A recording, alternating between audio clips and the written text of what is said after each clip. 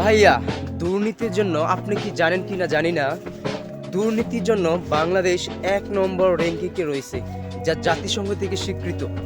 আপনার দুর্নীতির জন্য বাংলাদেশ ১ নম্বর রয়েছে পৃথিবীর বুকে। তো দেখুন, আমরা বাঙালি জাতি এত একটু নির্লজ্জ জাতি। আপনার প্রতিটা ক্ষেত্রেই আপনার দুর্নীতি চলে। বাংলাদেশের অভ্যন্তরীণ বিষয়গুলা আপনি একটু খেয়াল করলে পাবেন এগুলো। তো আপনার দেশের ভিতর থেকে শুরু করে দেশের বাইরে পর্যন্ত এই বাঙালি জাতি আপনার তাদের লোভ, লালসা, দুর্নীতি এটা থেকেই যায়, যেন তাদের রক্তের সাথে মিশে গেছে এমন একটা অবস্থা।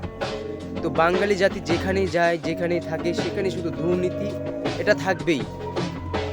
তো আমাদের বাঙালি জাতি এমন একটা জাতি, সব ঠিক আছে, শুধু তারা অন্তরটা তাদের সৎ নয়। অন্তরটা যদি সৎ থাকতো তাহলে তারা দুর্নীতিটা করতো না।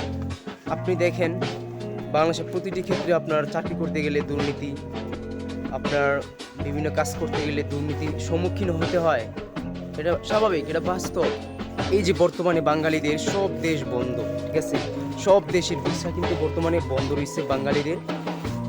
কাতার, দুবাই, ওমান, আপনার বাহরাইন, তারপর হচ্ছে মালয়েশিয়া, ব্রুনাই, আমেরিকা, বিভিন্ন দেশ বাংলাদেশ যেখানে যায়, বিদেশ করতে যায়, প্রবাস করতে যায়, সব দেশগুলো আপনার বর্তমানে কিন্তু বন্ধ রয়েছে। এর কারণটা কি?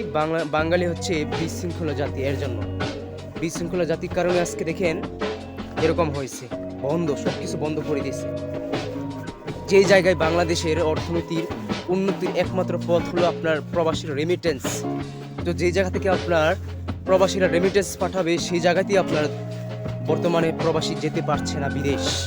যারা নতুন করে প্রবাস যাওয়ার চিন্তা ভাবনা করছে তারা যেতে পারছে না, কারণ সব দেশ বন্ধ, একমাত্র শুধু সৌদি আরব দেশটাই খোলা। ভাই, সৌদি আরব দেশটাই খোলা। সৌদি আরব আপনি যেতে পারবেন, কিন্তু কাজ পাওয়াটা, ভালো কাজ পাওয়াটা এটা একটু টাফ ব্যাপার। আর আজকাল তো সৌদির মালিকরা আপনার মাসের বেতন মাসে দেয় না, তারপর অনেক কিছু ওখানে আপনার চলছে।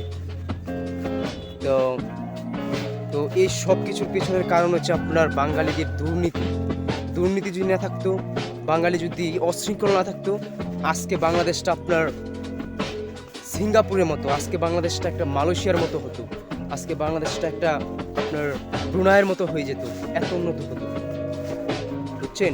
তো বাংলাদেশটা দুর্নীতির কারণে আজকে এগোতে পারছে না। তো আসুন আমরা সবাই একসাথে বাংলাদেশটাকে এগিয়ে নিই, দুর্নীতি মুক্ত, বিশৃঙ্খলা মুক্ত দেশটা করি। আর আরেকটা কথা, আপনার দুর্নীতি, বিশৃঙ্খলা, অশৃঙ্খল এগুলো পরিত্যাগ করার জন্য আমাদের যে ইমান, আমরা যে মুসলমান বাঙালি জাতি, এই মুসলমান ধর্ম ভালো করে পালন করতে হবে। তাহলেই একমাত্র সম্ভব যে দুর্নীতি হটানো, তাহলেই সম্ভব। কারণ যার ভিতরে ভালো ইমান থাকবে, সে কখনো দুর্নীতি, বিশৃঙ্খলা এগুলো কিছুই করবে না। তো আসুন আমরা সবাই এই পথটি অবলম্বন করি। সবাইকে অনেক ধন্যবাদ।